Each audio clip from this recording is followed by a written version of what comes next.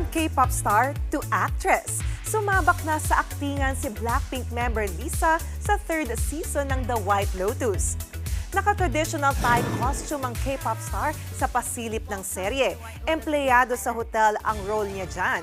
Ito ang acting debut ni Lisa. Set in Thailand, Hawaii at Italy ang third season ng serye na satire drama tungkol sa social class ng mga guests sa hotel na White Lotus. Coming soon na yan sa HBO sa February 16.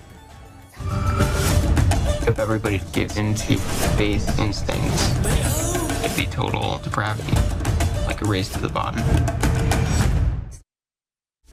Mga kapatid, Jania Lipon po, laging maging updated sa latest sa entertainment and lifestyle para maging una sa balitaan.